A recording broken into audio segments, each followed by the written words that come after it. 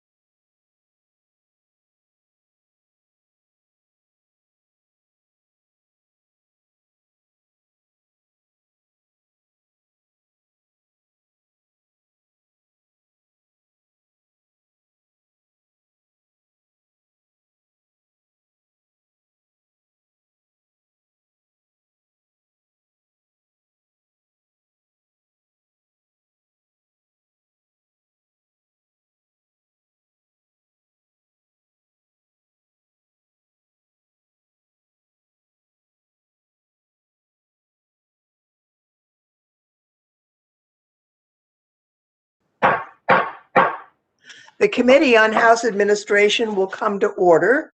A quorum is present, and I want to note that we're holding this hearing in compliance with the regulations for remote committee proceedings pursuant to House Resolution 8. We ask committee members and witnesses to keep their microphones mute when not speaking to limit background noise, and members will need to unmute themselves when seeking recognition or when recognized for questions. The witness will also need to unmute himself when recognized for his statement or for questions.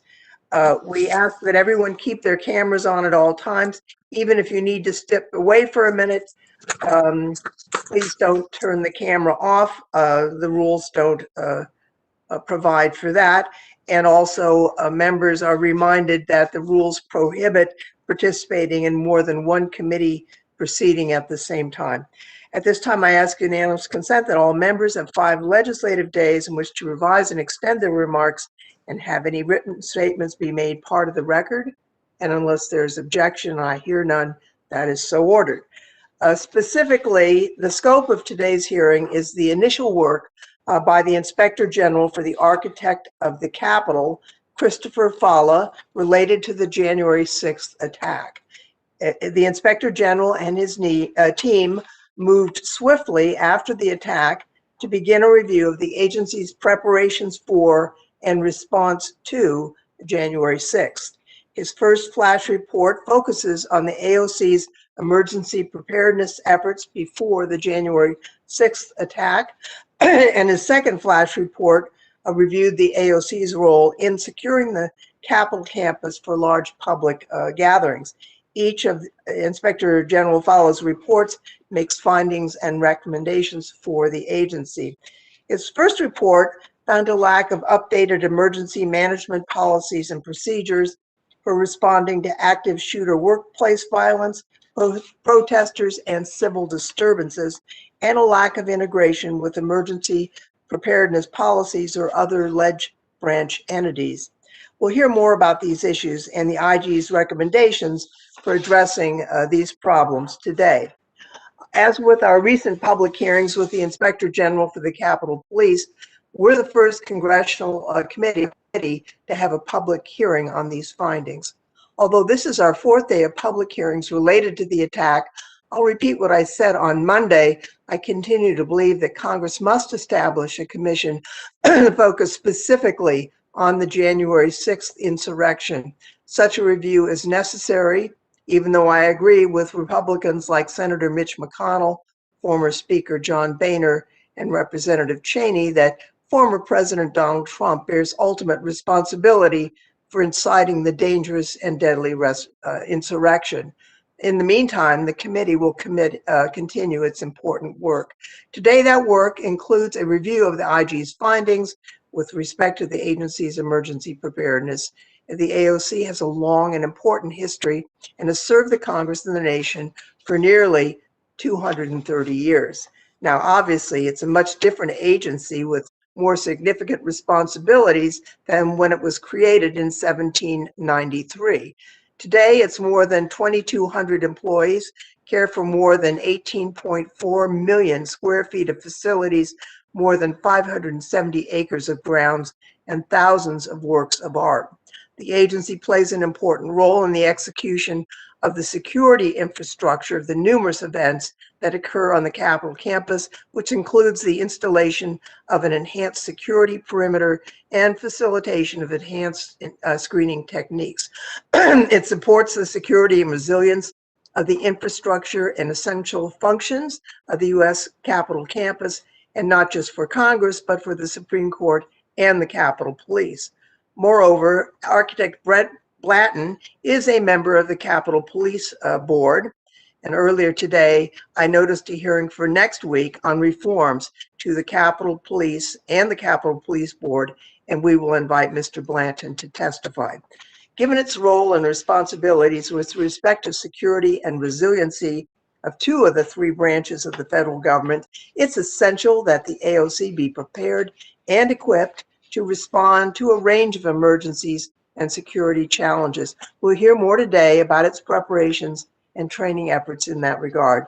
As we begin this hearing, I want to be clear, as with our hearings about the Capitol Police, that although our oversight is important and necessary, our review of the agency's review of the AOC's performance as an institution and its leadership should in no way diminish or detract from the amazing and courageous work of many of the AOC staff who helped respond to the attack and its aftermath.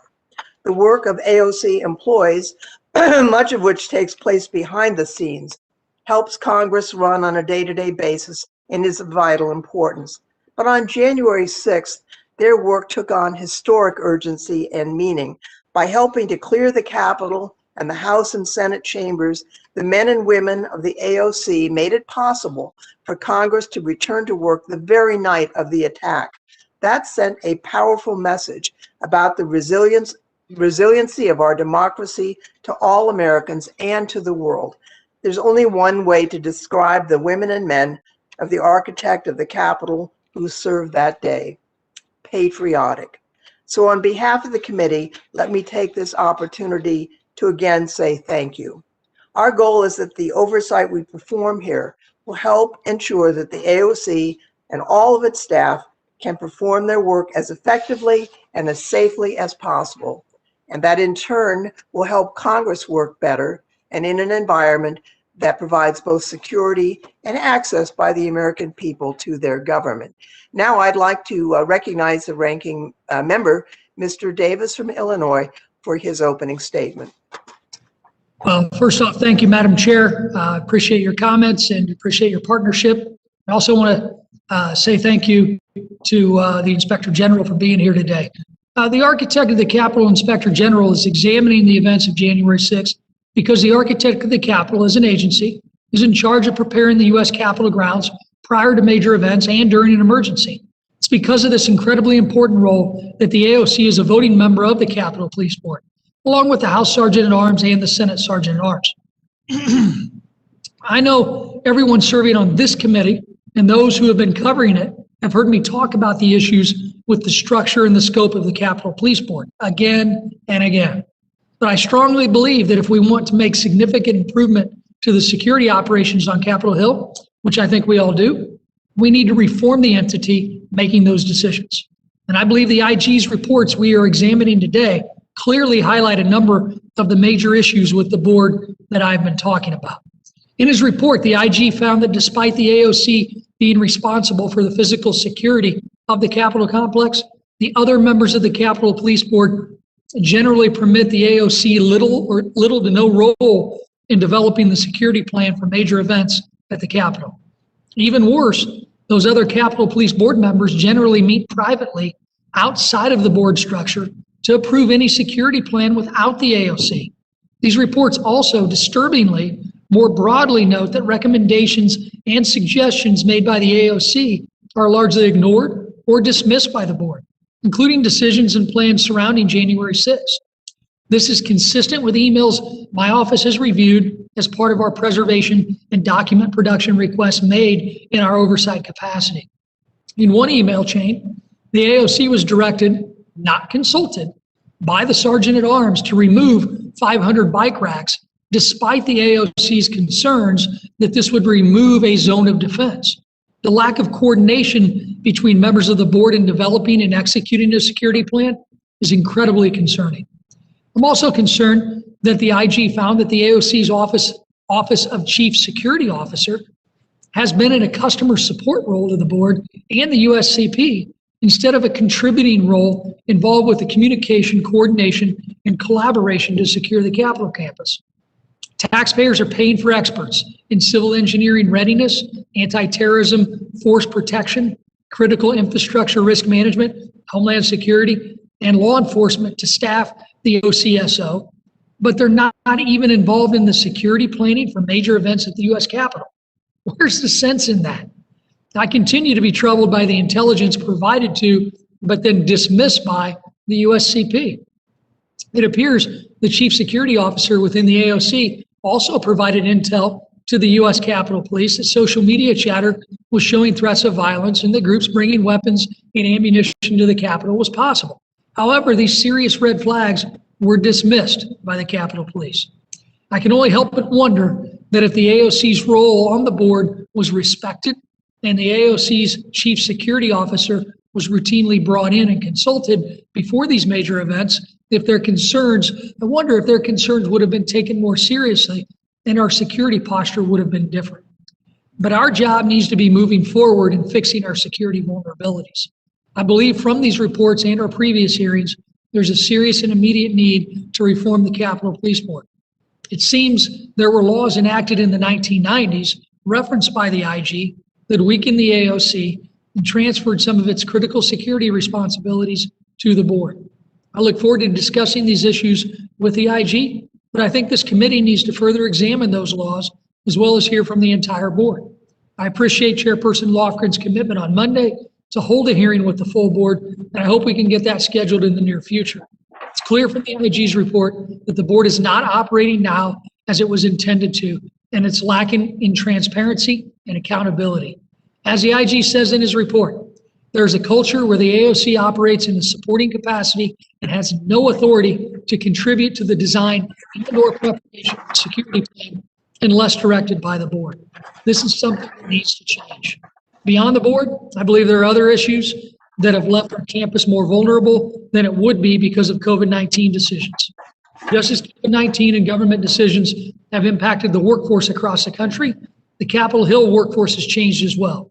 I will touch on this as it relates to the security preparedness during my questions here today, but this committee needs to hold oversight hearings of those agencies that we oversee to understand how these offices handled COVID-19 decisions overall and their progress towards reopening. These offices receive tens of millions of dollars in taxpayer funds to handle COVID-19, and we should be overseeing how these funds are spent. Yet we have not held a single hearing on this since the pandemic began or as we work to reopen this campus. These decisions are all connected to how our seat of government is run and how prepared it is during an emergency. With that, I look forward to discussing these issues with the IG, and I yield back. The gentleman yields back, and by unanimous consent, all other members are invited to submit any opening statements into the record. I just note, Mr. Davis, that we did notice a hearing for next week on the police board. I'd now like to turn to you, our witness, Inspector General Chris Falla. Mr. Falla was appointed as the third architect of the Capitol Inspector General in April of 2017. He and his staff conduct independent audits, evaluations, investigations, review existing and proposed legislation and regulations that may impact AOC activities, and recommend policies to detect and prevent fraud, waste, and abuse. Before joining the AOC in April of 2017, Mr. Falla completed a 26-year naval aviation career, retiring at the rank of captain, for which he was awarded the Defense Distinguished Service Medal. He is a graduate of the Military College of South Carolina, the Citadel. Upon graduation, he was commissioned as an ensign in the U.S. Navy and earned his naval aviator. He's logged over 3,000 flight hours and hundreds of small deck landings while conducting operations in the Arabian Gulf, Mediterranean, Baltic, Atlantic, Eastern Pacific, and Caribbean seas. He served his country with distinction, and we're grateful he continues his service to his country in this role today. General, you are now recognized for about 5 minutes, and your full statement will be made part of the record. Thank you, Madam Chairperson, Ranking Member Davis, and members of the committee. Good afternoon. I'm pleased to testify today regarding my oversight of the January 6th attack and the review of the architect of the Capitol's emergency preparedness. Before I begin, I would like to express my gratitude and recognition of my amazing staff who worked diligently through COVID-19 confinement to produce the 2 flash reports that we will be discussing today. My staff added this to their already full workload without sacrificing our other ongoing work products and did not miss a single statutory requirement or commitment. They deserve all the credit for the work in these flash reports, and I am honored to be here today to represent them. On January 6th, my staff and I watched in horror and disbelief as the rioters stormed the U.S. Capitol in an attempt to prevent the U.S. Congress from counting Electoral College votes and formalizing President Biden's election. This resulted in a Capitol campus lockdown for several hours while congressional members and their staff were evacuated or sheltered in place as rioters occupied and vandalized the Capitol building and our workplace. The events of January 6th resulted in several congressional hearings, with the dominating theme of the hearings asking the questions how the events were permitted to happen and how to prevent similar catastrophe from unfolding in the future. On January 14th, I announced plans to initiate a joint oversight project examining the events that occurred on January 6th. This was my attempt to look forward, not backward, and offer recommendations and observations to prevent the future likelihood of similar events. To this end, we wanted to focus on how the AOC could safeguard life and safety amid the chaos were the Capitol buildings ever breached by a lone actor or another group of insurgents. Our joint project would involve resources from the AOC's, OIG's, investigations, audits, and evaluations divisions, and the objective of the joint project was to determine the effectiveness and integrity of the AOC's security and internal policies, procedures, and practices, and provide an independent evaluation of the same. Throughout the two flash reports, I think you will find a recurring theme.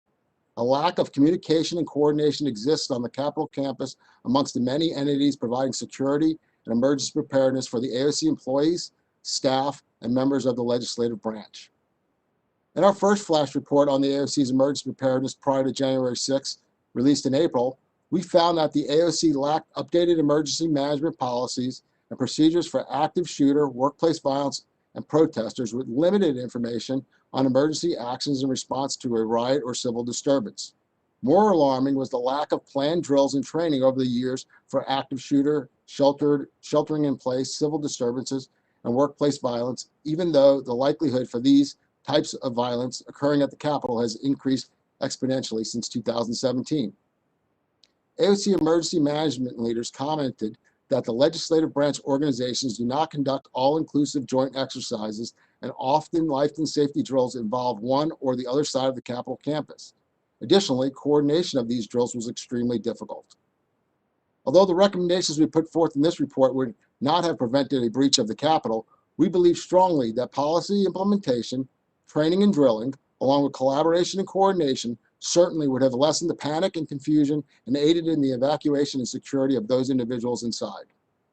In our second flash report on the architect of the Capitol's role in securing the Capitol campus for large public gatherings, released May 5th, we offer recommendations and legislative changes that we believe could have hampered or prevented a breach from happening if they were in place prior to January 6th. In this report, we found that the architect, although a member of the Capitol Police Board, which is responsible for the safety and security of the members of Congress on the Capitol campus, is largely left out of the board's decision-making when it comes to security issues. We also found that warnings and suggestions provided to the Capitol Police by the AOC's chief security officer are often unwanted or ignored. Our report highlights a needed shift towards force protection versus strictly law enforcement, and it notes the value of the talented and experienced staff of the Office of Chief Security Officer could bring if given a voice during security event planning. Our report provides recommendations that give the architect and the security staff a greater awareness of threats and a role in preparing the Capitol campus for future large public gatherings.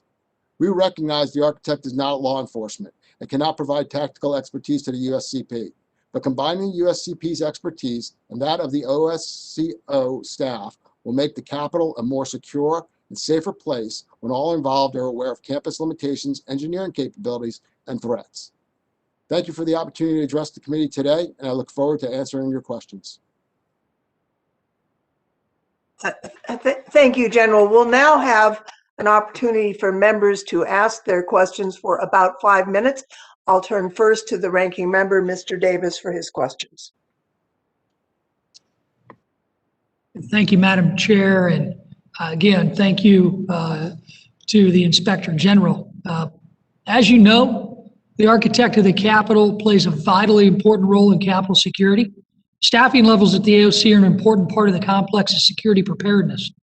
How many employees has the architect of the Capitol hired since the beginning of COVID-19?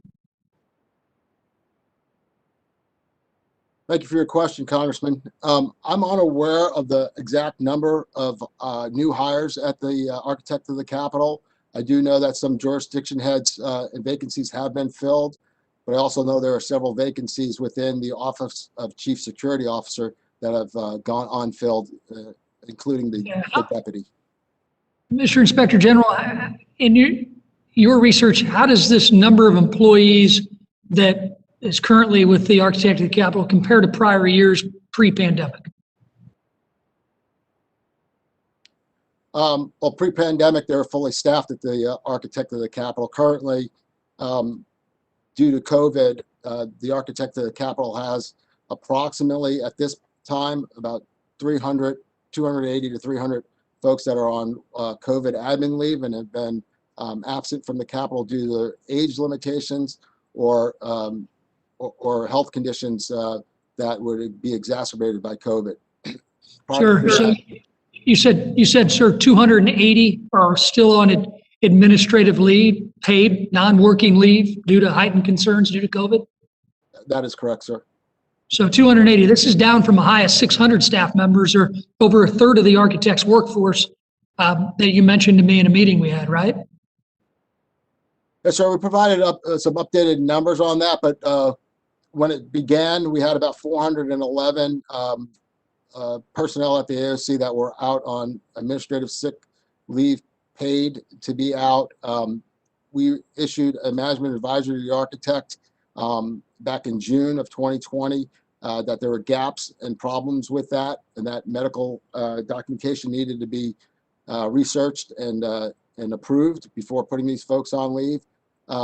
They took their time to do that, and in about October, they began receiving the documentation, and they brought back several hundred folks off that list. And right now, we're estimating about 286 as of yesterday are still on administrative COVID leave.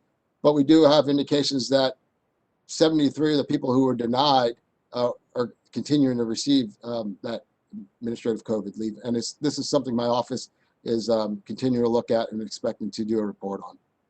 73 people still denied that leave and still on it. That's a major problem. I'll ask unanimous consent to enter the relevant documents that we're speaking about into the record, Madam Chair. Without objection, they're entered. All right. First, Mr. Inspector General, a reduced workforce could affect the security posture of our campus, right? That could be a factor, yes, sir. Second, we're now at a phase of COVID where confirmed cases in DC are in the double digits and deaths are thankfully, mercifully in the single digits. What steps can we begin to take to reopen the Capitol complex and ensure the Architect of the Capitol is fully staffed? Well, so I think we could start requiring the folks that are on this admin leave to start returning to work and become vaccinated, and give them that option to either return to work, or if they still feel unsafe or can't come to work, retirement benefits, or leave the positions so that we can be filled with other folks who are willing to come to work and fill them. I couldn't agree more, sir. I mentioned in my remarks my concerns with the Capitol Police Board structure and where the architect and the Architect of the Capitol employees come down in that structure. Does the Architect of the Capitol currently have the actual ability either to provide input formally or to override security planning as it pertains to infrastructure or force readiness of the Capitol? So not at this current time. The laws were changed in 1995 and 96 that prevented him or restricted him from having that kind of input any longer, and relegated him to just a support role. Well, through your review, I mean, this is frustrating to me, and I know we only have a little bit of time left. Just a quick question. Where do we stand on the outstanding security maintenance backlog, and did this affect our security posture on January 6th? As we recommend in our reports, and this is sensitive information that I'm not able to discuss all in this forum, but obviously deferred maintenance on any security platforms would pose a security risk to the Capitol. We recommend that being the highest priority for the Capitol to fund those and to complete that deferred maintenance work. Great. I think my time has expired. I yield back. Gentleman yields back. The gentleman from Maryland, Mr. Raskin, is now recognized. Thank you, Madam Chair, and thank you very much for your testimony. Prior to the 6th of January, when was the last time the agency held or participated in any kind of trainings related to active shooters, mass civil unrest, protests, and so on?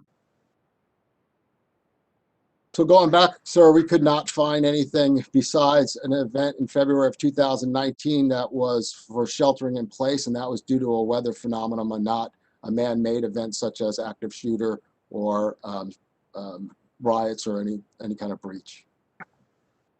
Okay, so you could not find any record of one taking place in recent years? No, sir. The CVC, however, the folks at the CVC, they do some online training for that, but it was not a drill that I would consider effective. I mean, if an officer goes through regular training just to become a Capitol officer, would you assume that would be part of it, or do you think it's in fact necessary to have trainings for special emergency situations like active shooters, insurrections, sieges of the Capitol, and so on? I thank you for your question, sir.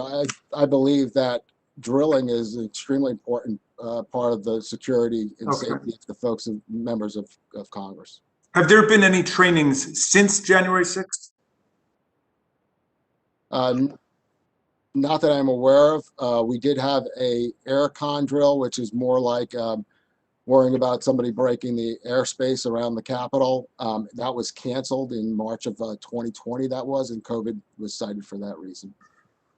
Well, forgive me, but I consider our situation to still be an emergency. And we just saw a mass armed violent insurrection, which the Senate Minority Leader, Mr. McConnell, described as terrorism.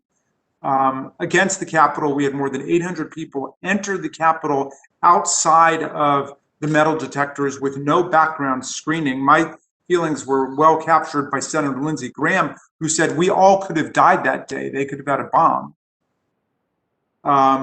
And yet, where is the sense of urgency that we've got to get ready to prevent the next attack like this?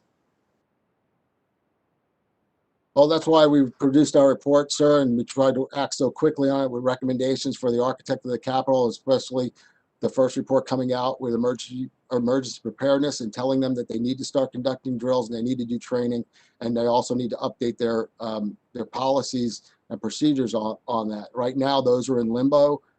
They've been with the Office of Chief Security Office since October of 2020, and some of that is due to turnover and the changes that the architect has made to who is actually going to run that type of program, and that has been held up. Can you tell us what are the elements of the base emergency action response plan, and why is it important to have one? Well, the basis of it is the reasons why it's important to have one is so everyone knows what to do in the event of emergency, depending upon the type of emergency, and everyone knows their roles, and it eliminates chaos, and it also prepares the folks who are in charge to take charge. Do the different jurisdictions within the architect of the Capitol have their own emergency action response plans? Each of them, yes, sir. Each of them do have a plan that builds into that. In our first report that we produced before January 6th, we noted that not all jurisdictions take the emergency response training and the drilling seriously. Some send surrogates to those drills and meetings. Some don't show up to them, and in fact, some of their plans were very outdated, which even had maps on them that were not up to date. A political scientist sent me an article saying that the single biggest predictor of a successful coup against a government is a recently failed coup where the people who tried to attack the government can scope out the weaknesses of the government and identify what the problems are. And I just want to make sure that we're going to be prepared next time and that we're taking this as seriously as the people who attacked us. And finally, the House Sergeant at Arms provides emergency preparedness, active shooter, weather training, both in person and virtually. Are these trainings available to AOC employees? And have they been availing themselves of these training opportunities? Well, as we pointed out in our reports, sir, one of the biggest problems is the coordination between all the elements within the Capitol campus to do these together and getting everyone together to do them. We only have oversight of the architect of the Capitol and their personnel, and we reported out what they have done.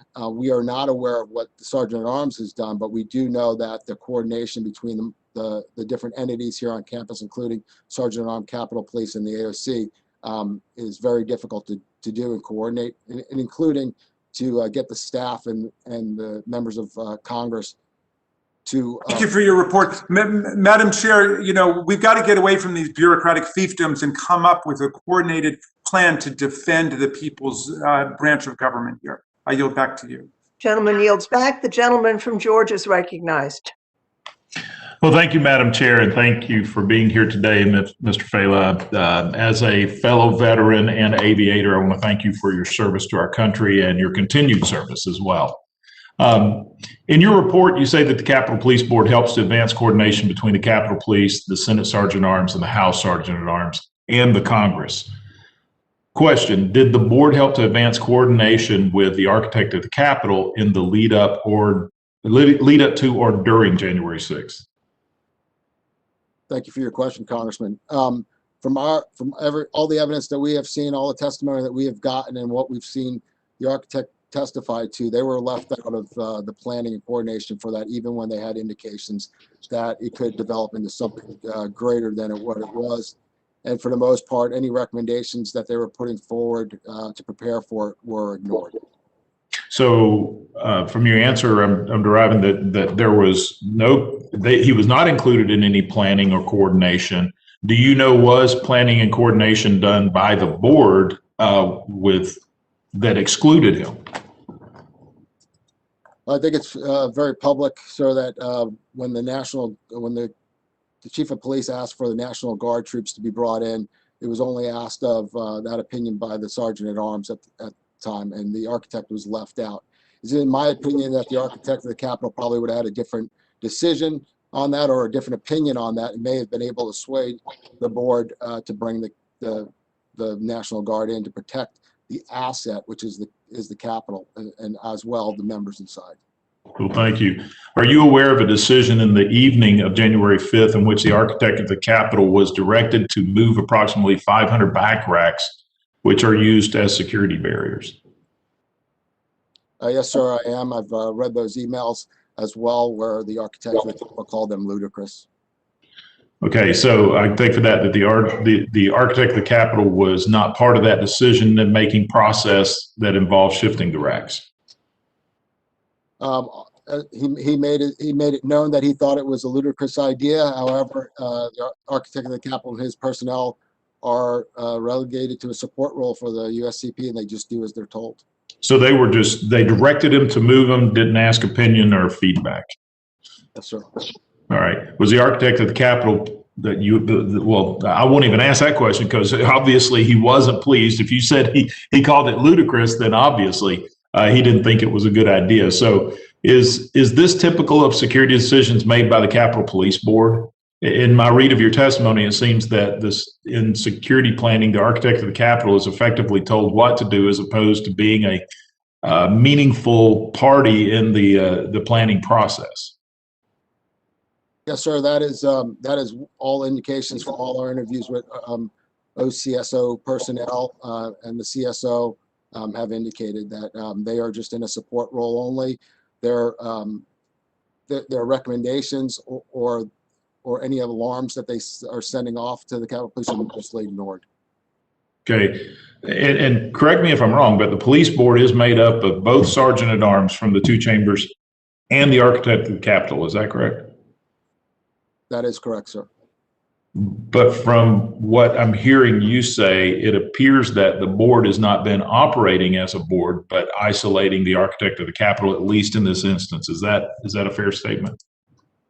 That is what we gather, sir. That is true. The architect of the Capitol has had multiple changeovers since I've been here since 2017. We've now on our fourth architect of the Capitol. The two in between probably didn't have much input at all as acting, and I think with COVID and everything else, that Architect Blanton is just really getting his feet wet and maybe have been ignored. So in your May 5th report, you referenced Capitol Police Board 35 times, and a third of your recommendations reference the board. In your opinion, how important is the Capitol Police Board reform to the architect of the Capitol's ability to meaningfully fulfill the security duties moving forward? Well, sir, it's extremely important. We feel that's one of our strongest recommendations is that the voice at the table for security needs to include the architect of the Capitol and his OCSO staff, that they bring a wealth of knowledge in force protection, which is often lacking as the board really concentrate mostly on law enforcement. And force protection, as you know, in the military is something that I think that could have substantially helped the breach from happening. Well, I just want to thank you. I see my time has run out. I appreciate the chair having this hearing. This isn't a partisan issue. This is something that all of us, I agree with Mr. Raskin, this is something we must be prepared for. And I appreciate your integrity in doing your job. And thank you, and I yield back. Gentleman yields back. Mr. Butterfield, you are now recognized.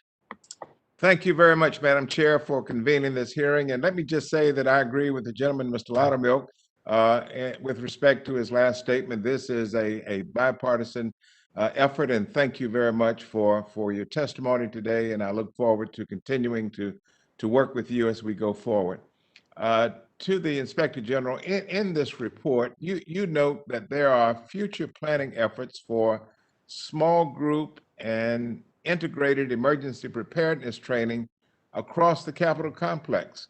And I guess my question is, will every single AOC employee and contract worker be chosen for one of these trainings? Well, that needs to be developed, sir, and I thank you for your question. That's what we're recommending, is that we go through this training and that everybody on campus is drilled and has received the training. That is something we'll be following up with on the architect of the Capitol and looking at what they propose for training. Well, I know it's certainly going to be a daunting challenge, but how will the AOC, if you know, determine, I mean, how do you even begin to determine who is chosen to participate in such a massive program?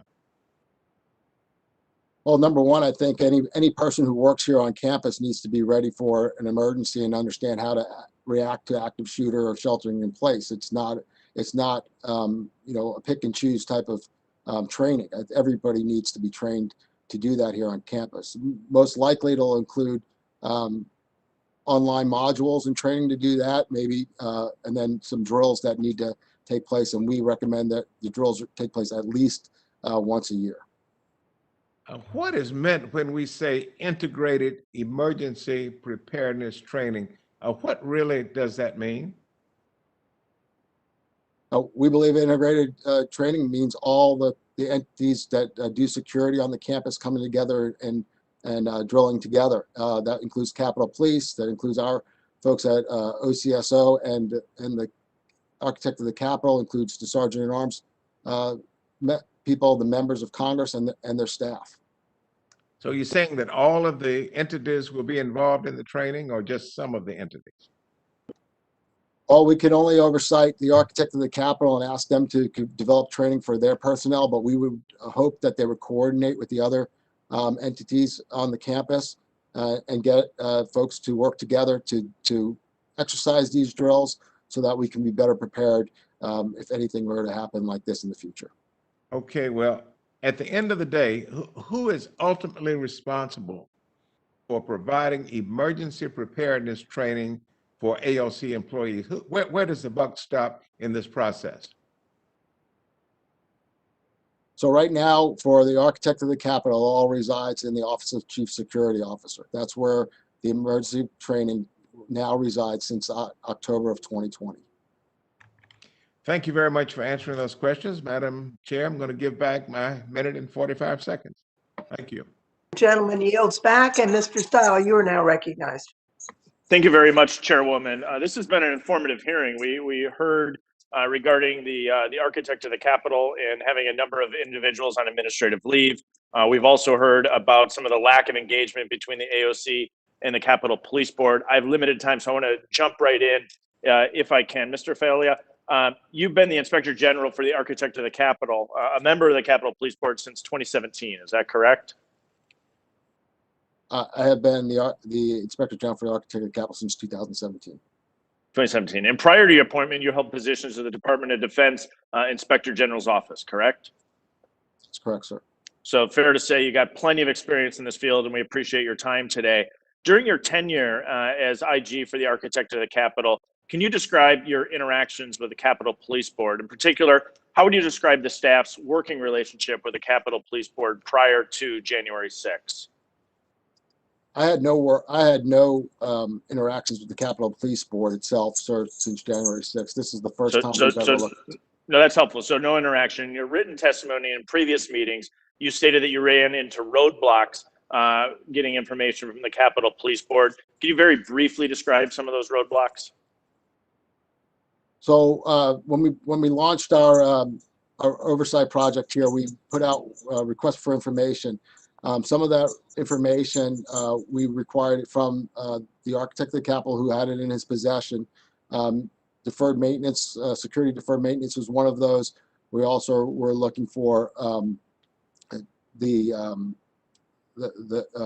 manuals that they use, etc.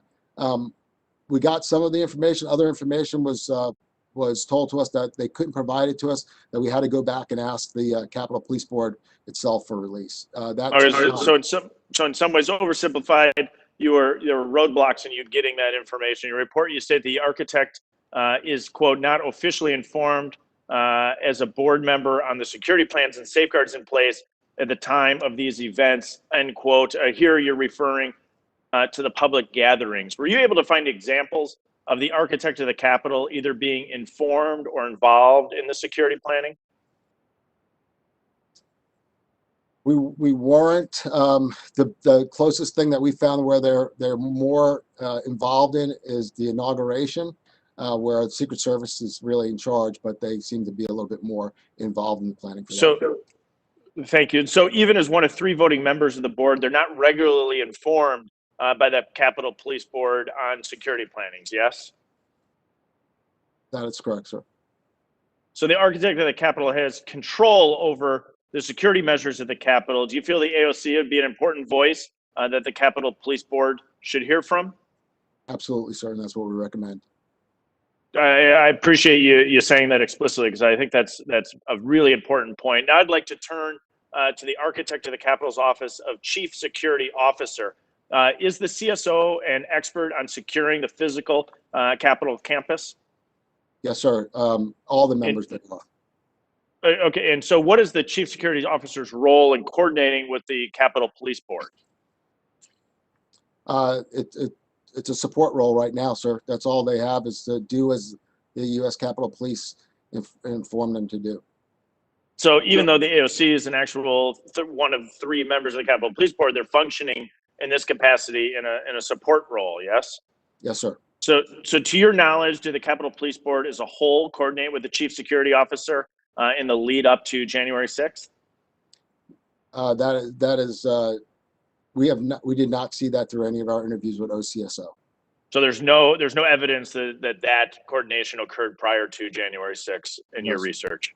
Right. And so in your testimony, you highlight the Chief Security Officer's actions prior to January 6th. And just to emphasize this for the record, I want to confirm the following chain of events. The Chief Security Officer independently identified threats against the Capitol planned for January 6th. Is that correct? That's correct, sir. And brought these to the attention of the Capitol Police, correct? That is correct, sir. And they were dismissed, correct? That is correct, sir. And throughout your investigations, into the events of the day, what coordination took place between the Chief Security Officer and the Capitol Police? Just they continued to be in a support role for that event. They were widely dismissed on what they said. They said the Capitol Police told them they had no indications of the same. And so with seconds to go, to confirm your answer to Mr. Loudermilk, you believe that a different outcome may have resulted if the architect of the Capitol's chief security officer was an active, non-voting participant in the police board in addition to the architect themselves. That's your findings? That would be something I would recommend a change to the board. Well, I really appreciate your time, your candor with this committee, and appreciate your service. And with that, Madam Chairwoman, I yield back. Gentleman yields back. Mr. Aguilar, you are now recognized. Thank you, Madam Chair. Thank you, Inspector General. Appreciate this report. Turning back a little bit to Mr. Raskin's questions and comments, you've cited the Emergency Action Response Plan, and he asked you to talk a little bit about active shooter situations. I know that there may not have been any drills, but you also indicate that there are no policies and procedures for any active shooter situations. Is that correct? So the emergency management training plan is lacking for those, sir. Yes, sir, and very limited information in those plans for active shooter and sheltering in place. DC has been a focal point for large protests as well, and in recent years, the size and frequency of protests have increased dramatically. Is there anything in the response plan that governs protocol for protest activity or civil disturbances? No, those are also lacking, and we have indications that the new plan will have that included, but we have not yet to see that. Based on the recommendations that you put forth in the plan, what's the timeline to implement those? What does that look like, and what is the AOC's office indicated to you is their preference on implementation? Well, we have given the AOC 60 days to implement our recommendations. Usually it's 180 days to implement, so we've sped up the time frame to try and move these recommendations through to safeguard the Capitol. So hopefully they can start reacting to many of the things that we've recommended and get them done in a timely manner. Is it fair to say that you pushed up the dates due on those because of some of the lack of internal controls that you found? Yes, sir. We find them as serious security concerns that we think that need to be ratcheted up, and we want to put the gaps in, fill the gaps before anything does happen again. The legislative branch has a lot of entities, as we know, and for the most part, we're all located on this campus. In your report, you noted deficiencies in the communication among legislative branch organizations, emergency coordinators. Are there any legislative changes that you feel we should be aware of that are needed to authorize such communication and collaboration? And if not, why was the communication lacking? Well, sir, I think one of the things that's been talked about here is restructuring the Capitol Police Board. I think would help with, it was brought up previously, putting the Office of Chief Security Officer or the CSO herself as a non-voting member on the board, along with the Capitol Police Chief, I think would go a long way into having a voice in securing the Capitol and coordinating for events as they were planned. That would give them a little bit more of a oversight and more voice to express concerns and also to put changes in place. Outside of board structure or composition, is there anything else that jumps to the top of the page for you?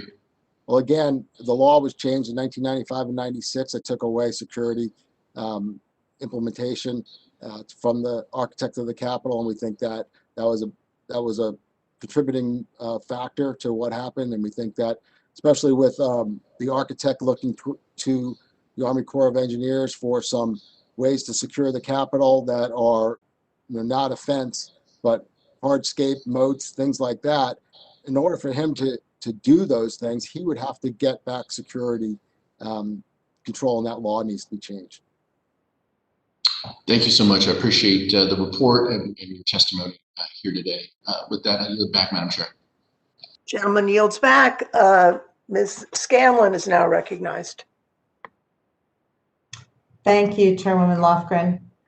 As this committee and others continue to investigate the circumstances leading up to the breach of the Capitol on January 6th, it's become clear that we had multiple systemic failures. And before proceeding to my questions today, I want to make clear that when we examine those failures in leadership and preparation in the response to the insurrection on January 6th, we are not reflecting on the bravery or patriotism of the members of the U.S. Capitol and D.C. Metropolitan Police who defended this building, its occupants, and our very democracy with heroism and placed their very lives at risk. It's also important to note that the hearings we're holding here to examine the response to the attack on the Capitol are in no way a substitute for a broader inquiry that can cut across committee lines and the whole of government to examine the cause of the attack, what we need to do to prevent its repetition, and to establish accountability. We need a bipartisan national commission along the lines of the 9/11 Commission that can undertake a complete review of the January 6th attack on a joint session of Congress, and that can undertake that complete review, the factors that caused it, the failure to prevent or end it sooner, and what can be done to avert such threats in the future. The American people deserve the truth about this attack on our most sacred tradition of the peaceful and democratic transfer of power, no matter how painful that truth may be. And I, for one, believe they can handle it. So the architect of the Capitol, and specifically the Office of the Chief Security Officer, is meant to assist in maintaining the physical structure of this complex and providing adequate training and procedures for protection of Capitol staff. Thank you, Mr. Blanton, for being here today. Architect of the Capitol employees are deployed in every corner of every building on the Capitol campus. Prior to the January 6th attack, did the AOC engage with the Capitol Police or the House or Senate Sergeant at Arms to establish common emergency actions training? And if not, should they have? Thank you for the question, Congresswoman. Absolutely, they should have. The training is lacking. When we look back at what had occurred in training and drilling and coordination with the other entities on campus, we did not find anything prior to 2019 when they did a sheltering in place for a weather event. That is not the same as active shooter or sheltering in place for work violence. Yeah, and I noted that your report indicated that there was training with respect to natural disasters, snowstorms, et cetera, but not man-made disasters. Is that right? That's correct. And I would submit that what happened on January 6th was very definitely a man-made disaster. Who within the AOC is responsible for coordinating with other legislative branch entities like the House and Senate Sergeant at Arms? And does this responsibility need more oversight?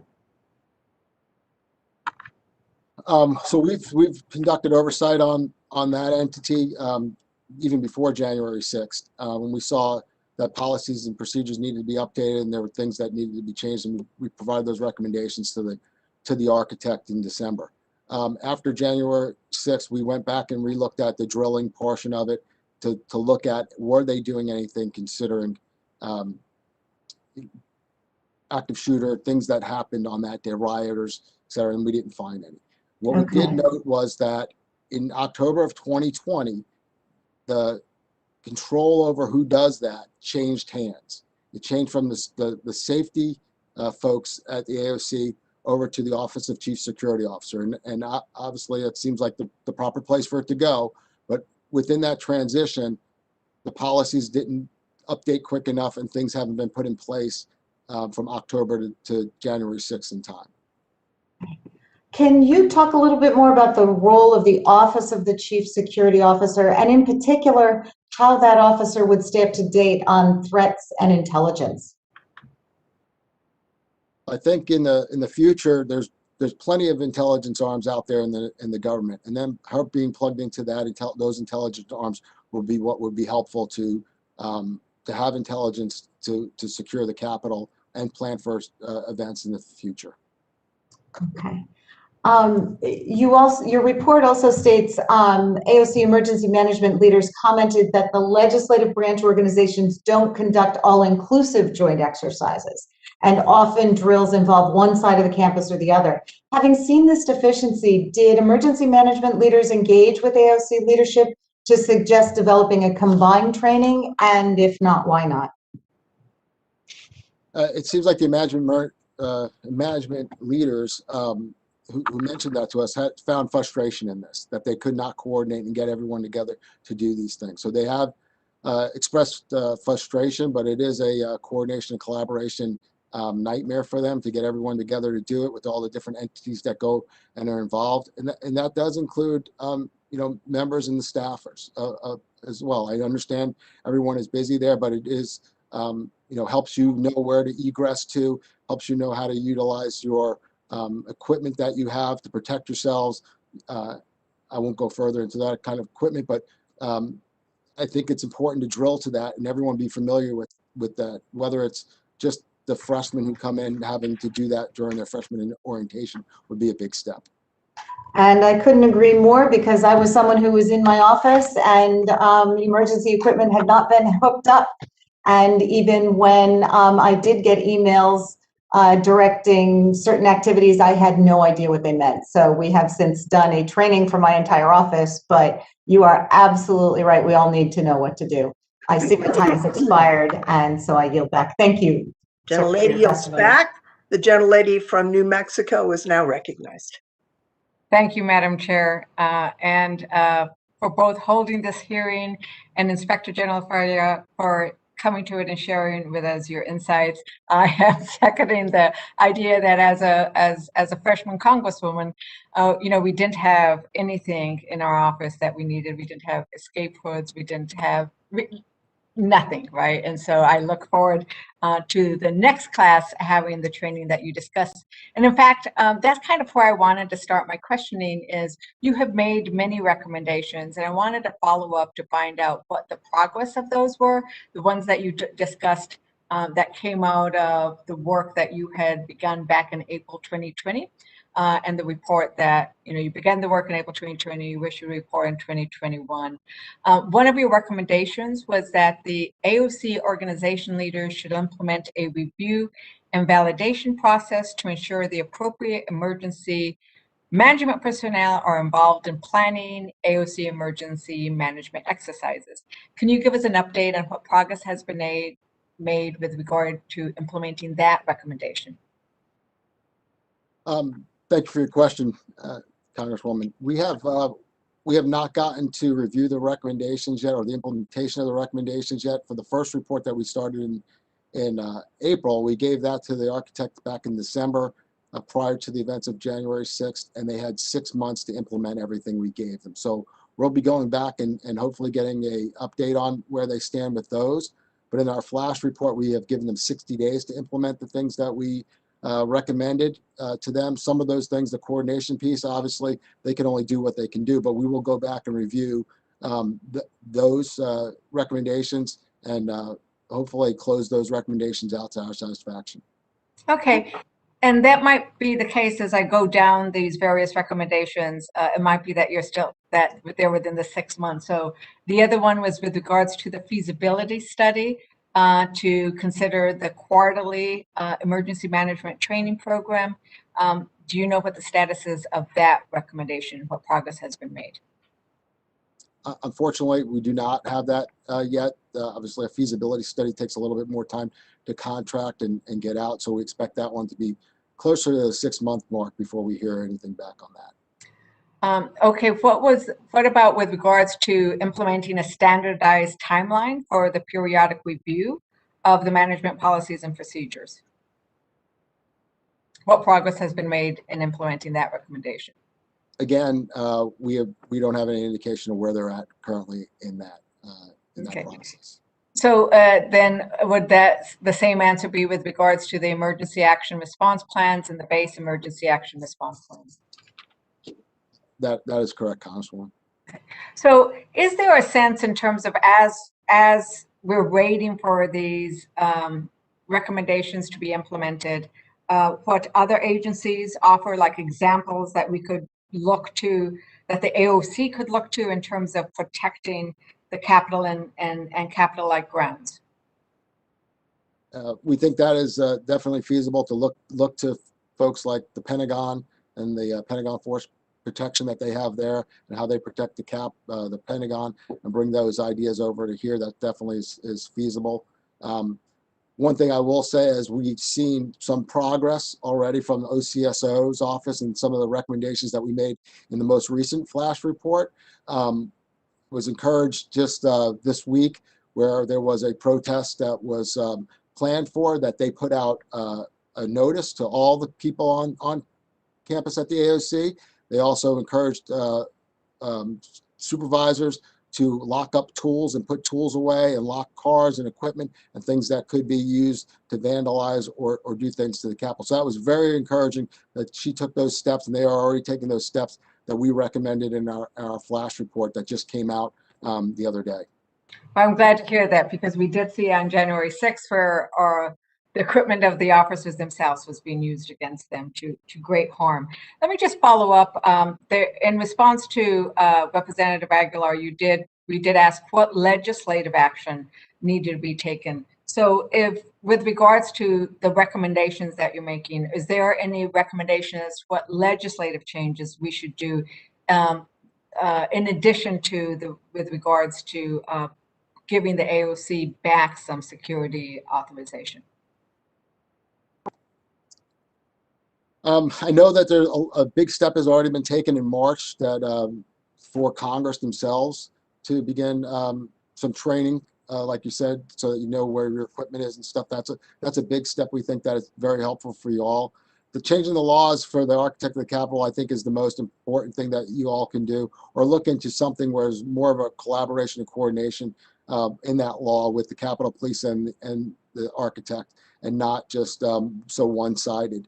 I think that's the main driver of legislation that I think that you can make and enact. And then, like I mentioned earlier, the other thing would just be to change the maybe the freshman orientation to include drilling, and that could be something that I think that could be done within Congress pretty easily. Thank you, Inspector General. My time is up, and I yield back.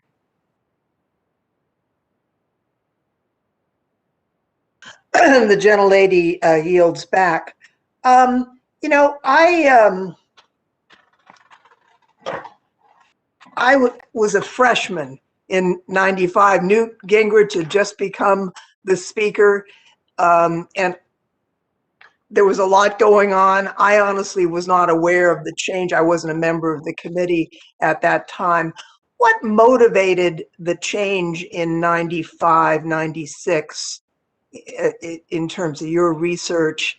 And you know, the architect has very broad responsibilities. I mean, the botanical gardens, the artwork, you know, the furniture, I mean, a lot.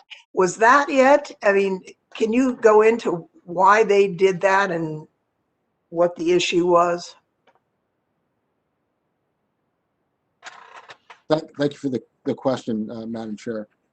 So back in 95, 96, we had some Capitol Police officers were murdered Remember at that? CDC, and that started prompting the changes to take the security away from the architect of the Capitol. As well, in 1995, Mr. Livingood became House Sergeant at Arms, and he did a security organization check, and he noted that some of the alarms and things of that nature were not being upkept and were not working. And that prompted, I guess, him to push for legislation to take the responsibility away from the architect of the Capitol, and that's where we believe all this stems from. The current architect was nominated by President Trump in December of 2019, so he hasn't been here, you know, a real long time. And I know he is pursuing reorganization of the operation. I'm wondering, you noticed in your report that the policy update process in October of 2020 kind of hit a pause. And was that related to the reorganization efforts? Do you know why that happened? Thank you for the question, Madam Chair. Yes, we believe that's what slowed the changes to the policies down. It wound up changing hands from one entity here at the AOC to another, who actually we think was a good move. We're not questioning the move that the architect has made, nor his reorganization of the architect of the Capitol. That's his purview, and we think a lot of his changes that he's making are going to be beneficial. However, when it got to the Office of Chief Security Officer, it hit a roadblock as they started reviewing it and started putting more rigor into it that probably wasn't there when safety had it. We're still waiting on that to come out. We understand it's in the process now of review through the chain here at the AOC, and we're hopeful that something will come out quickly to close the gaps that exist. In terms of the reorg, I've been briefed, and probably after we're through with our review of January 6th, we ought to have the architect in to go for a complete report, not just a off hearing report on the changes. It's not just the value of the changes, but the timing of the changes, because we knew after the election, there was a lot of discussion publicly about the potential for violence and the disruption, and maybe the timing wasn't the best in terms of the capacity to cope with that.